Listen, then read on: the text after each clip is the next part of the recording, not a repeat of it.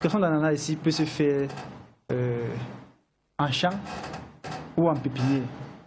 En champ, c'est déjà, en champ, c'est après la récolte. Après la récolte, il y a ce qu'on appelle le chippage. Et le chippage peut se faire sur 2 dimensions. On peut avoir le chippage vertical ou le chippage horizontal. On peut aussi avoir les rejets d'ananas de par les pifs. Comme tout à l'heure, on parlait des pifs de bananes plantées. On peut aussi piffer l'ananas de façon à avoir ces vivaux plans. L'avantage serait qu'on aura des plants harmonisés, homogènes, bien calibrés. Donc, on aura le contrôle sur la population. Ça veut dire que si quelqu'un veut à son exploitation mettre sur pied, il peut produire lui-même ses plants d'ananas à partir des pifs ou du chippage. Là, voilà un peu de façon à ramasser les moyens de production des semences d'ananas. On a encore Hervé de Alimbe, Adonis Hervé Alimbe, qui dit bonsoir, je veux me lancer dans l'anaculture et je ne m'y connais pas. S'il vous plaît, que dois-je savoir? Par où commencer? Merci. Adonis Hervé Alimbe. Je ne sais pas par où commencer. On peut commencer par la fin. Il faut toujours commencer par le foncier. C'est difficile de commencer par la fin. Parce que là, pour commencer, s'il faut commencer par la fin, il faut avoir le fruit déjà en main. Voilà. Oui. Il faut commencer par avoir le foncier. Et Limbe a une très grande pluviométrie. Parce que là, on est au sud-ouest. Oui, on est au sud-ouest. On a une très grande pluviométrie. Et tout à l'heure, j'ai parlé déjà de du cycle de l'ananas qui est de 14 mois. Et à Limbe, avec la grande pluviométrie, il faudra qu'il s'attende à ne pas avoir ce cycle. Il sera beaucoup plus long.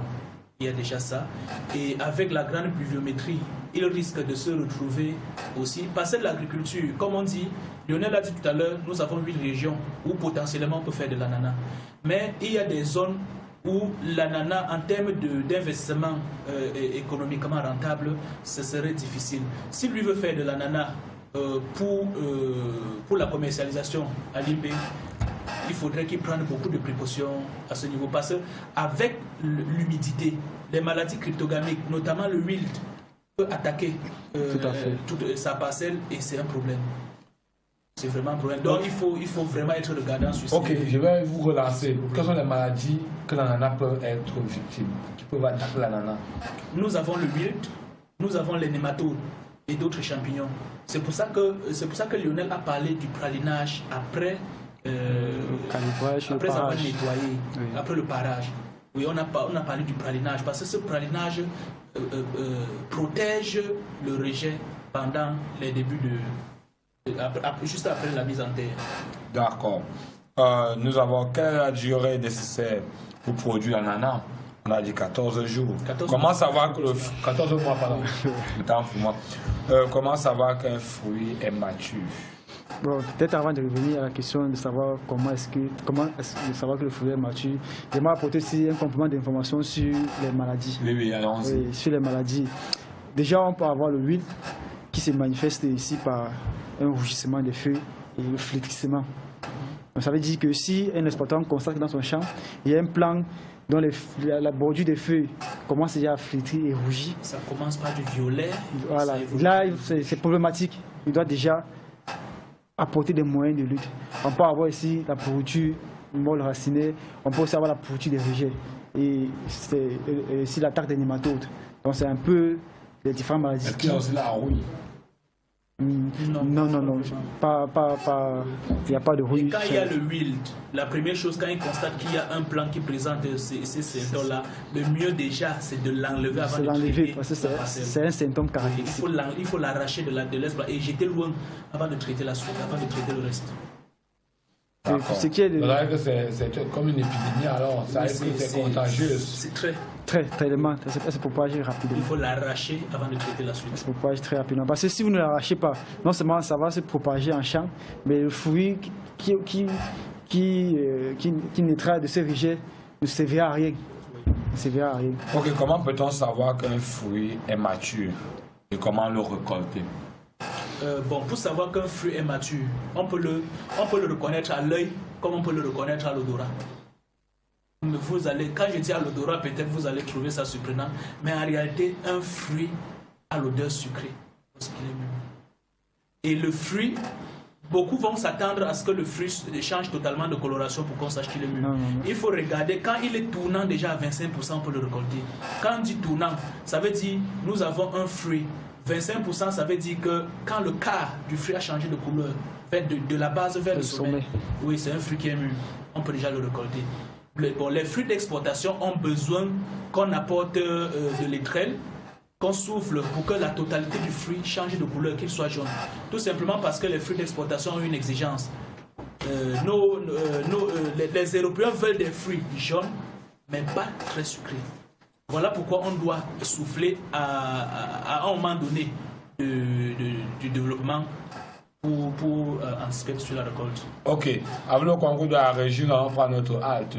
La deuxième halte, le success story, qui montre comment est-ce qu'on peut transformer l'ananas en jus.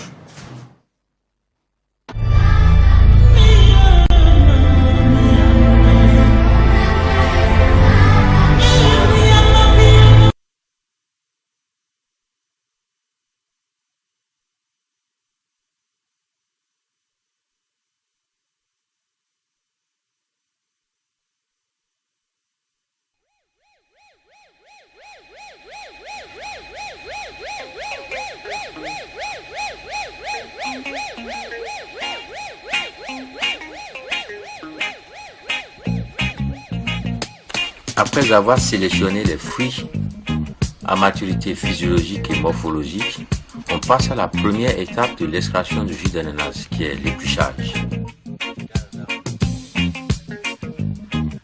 Les ananas sont épluchés à la main pour retirer la peau qui peut contenir des micro-organismes. Puis l'ananas épluché est coupé en petits morceaux pour faciliter l'extraction. La deuxième étape est l'extraction du jus. On passe l'ananas coupé dans un extracteur en inox pour extraire le jus de la pulpe. L'extracteur nous permet d'extraire environ 60% du jus de l'ananas.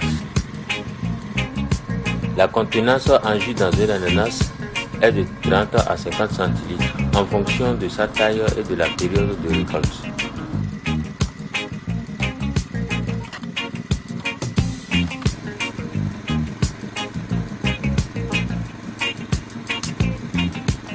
La pulpe, une fois broyée, est repassée dans l'extracteur une deuxième fois.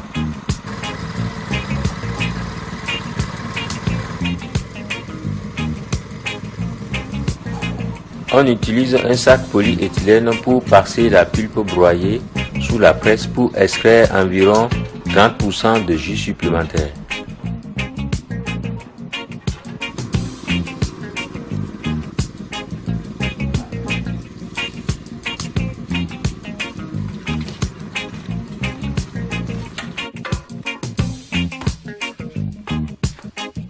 La pulpe, une fois déshydratée, peut servir à la fabrication du chips d'ananas pour l'apéritif.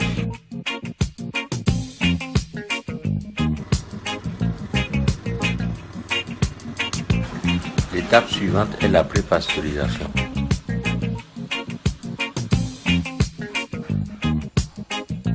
Cette étape est très importante. On fait chauffer le jus une quinzaine de minutes pour atteindre la température de 90 degrés. Cela permet de détruire les germes et les bactéries présentes dans l'ananas. Lorsque le jus est en ébullition, on sépare la mousse et les différentes particules qui remontent en surface.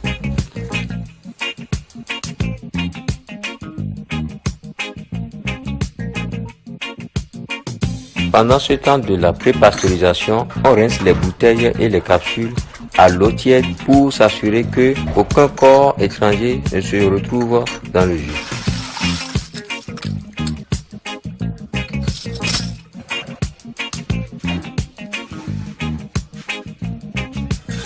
Après la pré-pasteurisation, on passe à l'étape de filtrage.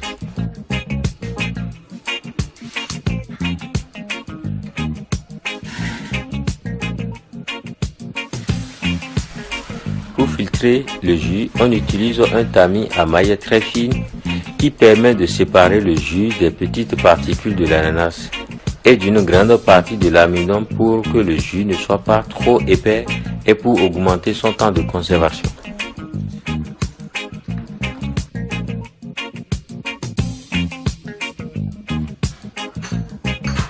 La prochaine étape est l'embouteillage.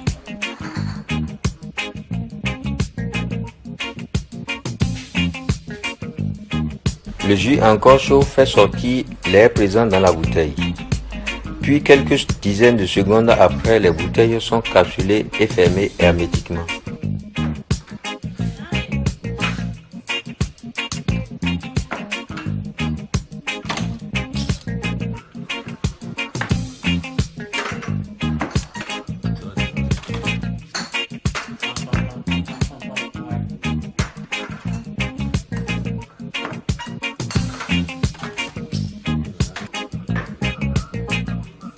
Une fois les bouteilles capsulées, on passe à l'étape de la pasteurisation du jus.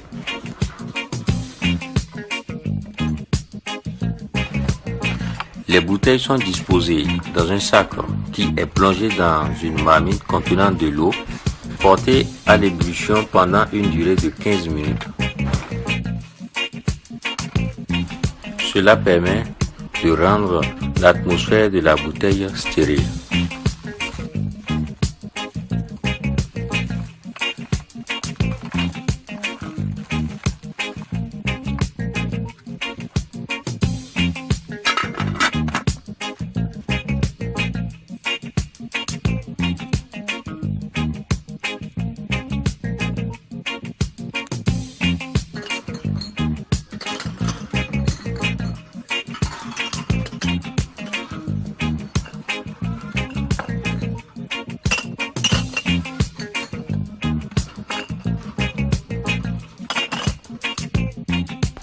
Une fois le jus pasteurisé, on les dispose sur une paillasse pour les refroidir.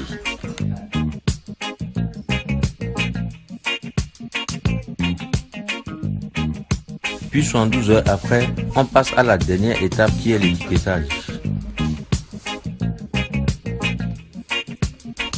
Premièrement, on tamponne sur les étiquettes la date limite de consommation. Puis on colle les étiquettes de Robot 3 sur chaque bouteille de jus pasteurisé.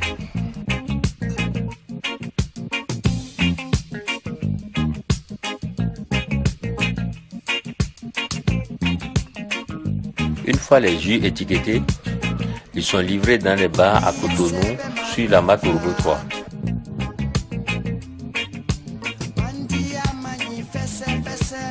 Merci d'avoir regardé cette vidéo. N'hésitez pas à la partager et à liker notre page Facebook Robot 3.